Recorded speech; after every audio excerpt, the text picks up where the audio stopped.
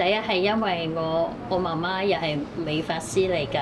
咁咧我細個放咗學啦，我就喺我媽媽嘅鋪頭就喺嗰度幫下佢做下洗頭啊、洗下毛巾啊，跟住又捲下衫。到我開始對頭髮有啲興趣，當時我係喺我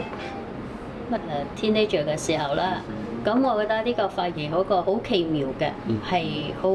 頭髮係令人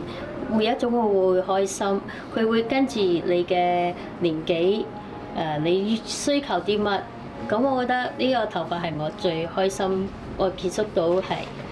第一就係因為當我16歲嗰陣，我覺得我讀書又讀唔好，老師又冇乜時間俾教我，所以我同我媽媽講：媽媽，我唔讀書啦。咁我就喺中學放棄咗我嘅中學，咁我就響呢個美髮師嗰度學。咁我去到一間髮廊，我只係做得10日。媽媽，我唔中意喺呢間髮廊啊，因為成日都係洗頭，我唔中意做啦。我媽媽就話：好啦，我俾你去一間學校啦。咁啊，我讀咗有半年時間啦，咁我用咗1年嘅時間嚟去慢慢去學習。我覺得頭髮係一個好好一個心得嚟嘅，係